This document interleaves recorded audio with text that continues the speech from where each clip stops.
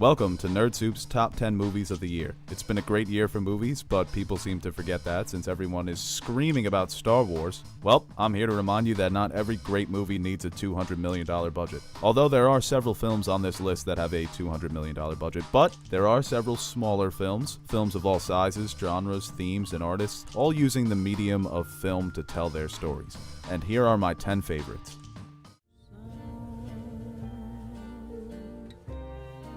After officially leaving behind two blockbuster franchises, Guillermo del Toro decided to make a film more in line with the interior decorating of his living room. The Shape of Water is a modern retelling of a tale as old as time.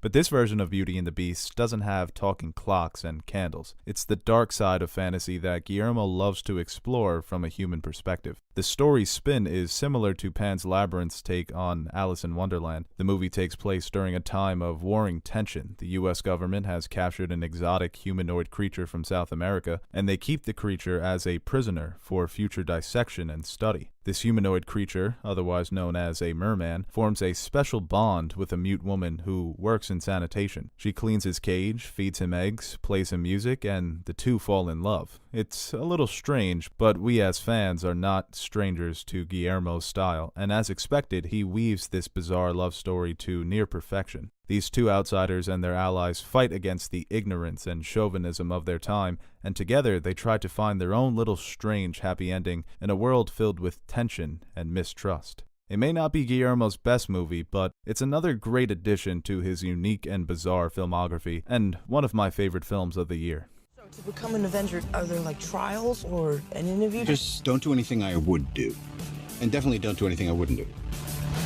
There's a little gray area in there, and that's where you operate. Oh. All right. People often talk about superhero fatigue, but after The Amazing Spider-Man 2, I was suffering from Spider-Man fatigue. I just don't care about Uncle Ben anymore, man. He's not an inspiration. He's a meme. But Captain America Civil War gave us the best on-screen Spider-Man yet, and I was back on board with the Spider-Man franchise. I'm such a pushover. The best decision Marvel made with their reboot was bringing Peter Parker back to his roots. He's simply a kid trying to balance the priorities of living a double life, one as a superhero vigilante fighting monsters and supervillains, and the other as a teenage nerd trying to pass his chemistry test and find a date. These middle-class roots make Spider-Man relatable to anyone who's dealt with the horrors of being a teenager. No kid has superpowers, but we've all dealt with the anxieties of being 15. And Homecoming was a near-perfect introduction for the future face of the Marvel Cinematic Universe. No.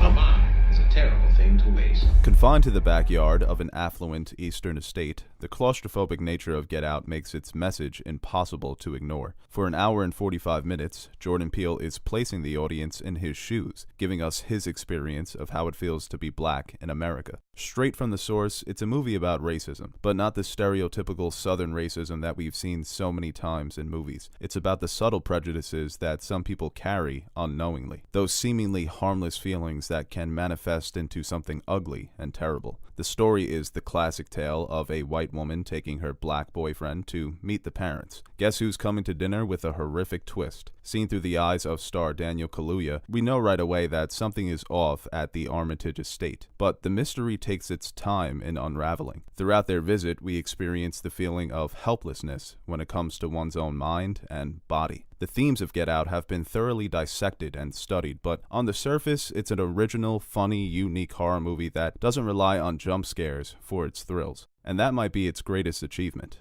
I'm about to get naked, so no bacon. I said no bacon! Logan Lucky was 2017's version of The Nice Guys, and while it's not as clever in its narrative, it's every bit as fun. The story is about two brothers, down on their luck, who plan to rob the Charlotte Motor Speedway.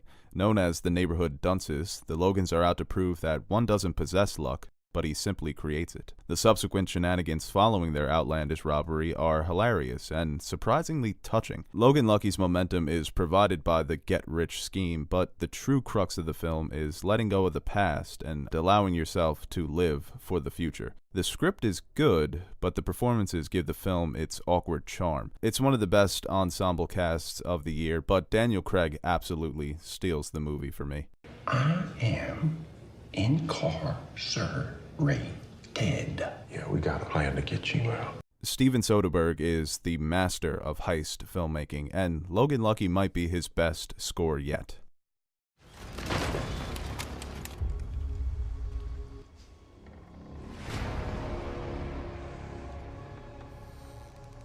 Who is Child? If every blockbuster was made like War for the Planet of the Apes, then there would be no more blockbusters. Really, War for the Planet of the Apes is an indie film in digital makeup. People criticized it for being too slow and too boring, and there's not enough action. Director Matt Reeves made the bold decision to take his time with this movie. It's not moving at the speed of a modern-day summer blockbuster. War develops its characters at the expense of several opportunities for action set pieces and explosions. In fact, the action scenes are few and far between. The focus is on the characters and how war can change your motivations and fundamental beliefs. Up until now, the character of Caesar has really been the perfect hero. He has led his people bravely and truthfully towards a future of peace. But now this prolonged war has made him vengeful. Andy Serkis may never be nominated for an Oscar for one of his motion capture performances, and he may never give the proper credit to the animators who bring his characters to life, but his role as Caesar has been some of the best work of his career, and he gives his finest performance in what I consider to be the best addition to the Planet of the Apes franchise. Hayes, why did you put up these billboards? My daughter Angela was murdered 7 months ago. It seems to me the police department is too busy torturing black folks and eating Krispy Kremes to solve actual crime. Written and directed by the Irish Aaron Sorkin, there isn't much subtlety to Martin McDonagh's 3 billboards outside Ebbing, Missouri. The title, the main characters, even the words on the billboard, everything is right there in your face. Frances McDormand plays anti-hero Mildred Hayes, who is often in the face of several characters throughout the movie, a woman trying to find justice for her murdered daughter. Emphasis on the word anti-hero. It's very easy to sympathize with Mildred's search for justice, but some of her actions are questionable, and not everyone is going to agree with them. The story revolves around the contentious message written on the billboards by Mildred, and everyone has an opinion on it. It's kind of like any controversy that happens in the real world. Everybody is just screaming their heads off, and it's just like, shut up. The best arc in the movie belongs to Officer Jason Dixon, played brilliantly by Sam Rockwell. I don't want to spoil his character arc, but I'll tell you this much. He's a stereotypical racist dickhead cop with a surprising amount of heart and charm. Really, he's just the definition of an anti-hero. You're rooting for him, you're rooting against him, you're constantly flipping back and forth. He's Missouri's Jamie Lannister. Woody Harrelson's character, Sheriff Bill Willoughby, plays the role of mediator between Mildred and Dixon. He kind of represents the audience. He can't necessarily see both sides of the story, but he's willing to understand them. That understanding is something that we severely lack in today's society, and that's really what this movie is. It's dealing with a lot of themes and problems that we see in 2017, and if Martin McDonagh wasn't such a great writer, this story could have been a bit of a disaster. The script is very assertive, but it never comes off as pretentious or preachy. Its contentious nature doesn't overshadow the witty and emotional narrative. Dunkirk, ready on the stern line. What are you doing? You know where we're going. Into war, George. I'll be useful, sir. Dunkirk tells the incredible true story about the evacuation of the British Army from France during the early days of World War II. 300,000 troops stranded on the beach of Dunkirk and facing certain annihilation. The Miracle of Dunkirk is a story about finding pride in losing. Filming almost the entire film with IMAX 70mm cameras, Christopher Nolan crafted what is, in my opinion, the greatest war film of all time. Dunkirk isn't bogged down by awkward and unnatural character development often found in other war films. Instead, the focus is on the mission and the countries involved. Standing alone in the fight against fascism, the film's true protagonist is England, and how she faced impossible odds with incredible vigilance. Watching this film on New York City's IMAX screen was one of the most incredible cinematic experiences of my life. Nolan captured shots and sequences that were never before seen on film, simultaneously pushing the boundaries of filmmaking while also delivering the best film of his career. Please don't scream at me in the comments. I know you all love Memento and The Dark Knight.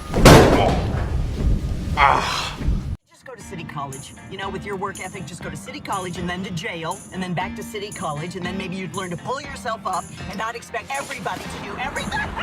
Lady Bird's authenticity is found in its autobiographical nature. This is the movie Greta Gerwig was born to make because it's her story to tell. The title character, Lady Bird, played by Saoirse Ronan, is an ambitious, eccentric high school senior who has her sights set on the future. She has a strained relationship with her family, specifically her mother, who clearly loves her daughter but is concerned about her daughter's future. It's the same concern that every parent has for their child, encouraging them to follow their dreams but also wanting them to be realistic. Nothing kills ambition like a reality check. What I love about Lady Bird is its ability to subvert the cliches of its genre. Of course, there are several coming-of-age tropes. It's part of the genre, but Lady Bird's relationships feel real, and the characters feel independent. They have their quirks and different personality traits. Not every character is speaking with the same voice. It's a credit to Greta Gerwig's writing. The best example of this is the relationship between Lady Bird and her mother. The mother-daughter relationship is the heart of this film, and Saoirse Ronan and Laurie Metcalf really bring this complicated and frustrating relationship to life. Two characters that are so alike yet so different, both wanting the same thing but have different ideas of how to get there. As a viewer, it's frustrating to watch because you're constantly agreeing and disagreeing with both characters. Overall, Lady Bird is a funny, charming, and quirky addition to the coming-of-age genre. What is she? Beneath the stain. She's like you. Of time. Very much like you. The feelings.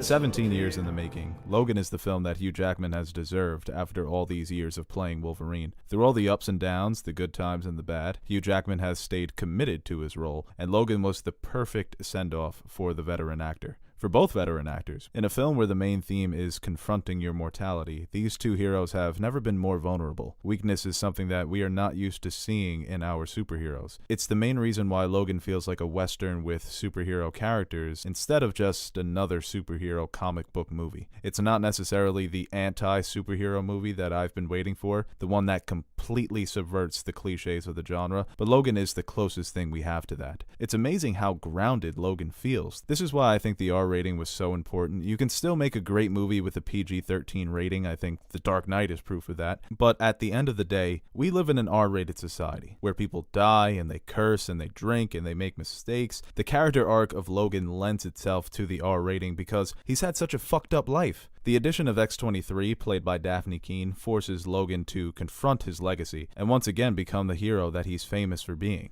The relationship between Logan and his newly discovered daughter can be frustrating to watch. Laura is a child who is forced to become a killer, similar to her father, but she is still a child all the same. Of course, Professor X is the one who encourages Logan to be that guiding light for Laura, but it's easier said than done. Wolverine essentially has to be what Professor X was to him in the first X-Men movie. Even in X-Men Days of Future Past, he says, "We sent the wrong guy back," when he's trying to reach out to the younger Professor X. Wolverine doesn't know how to play that role, and it's interesting to watch that dynamic of father and daughter. Really, it's just like a really fucked up version of Lady Bird, if you think about it. But overall, this is the best comic book movie we've seen since The Dark Knight, and put aside the comic book genre, it's just a great movie on its own. The fact that award season is coming up and Logan is flying under the radar is just total bullshit. The performances by Hugh Jackman, Patrick Stewart, Daphne Keane playing with the legends in her first go. Please, somebody, recognize this movie for the masterpiece that it is. I'll take a Best Supporting Actor for Patrick Stewart, okay? I'll just take that. Every civilization was built off the back of a disposable workforce. But I can only make so many. Happy birthday.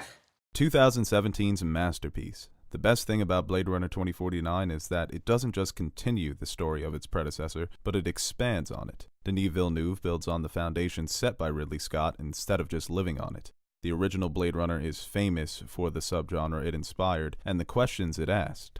The main question being one of humanity's oldest. What does it mean to be human? The biological and psychological differences between man and replicant are further explored in Blade Runner 2049. Taking place 30 years after its predecessor, the story follows Officer K, played by Ryan Gosling, a Blade Runner working in the futuristic city of Los Angeles. After discovering a secret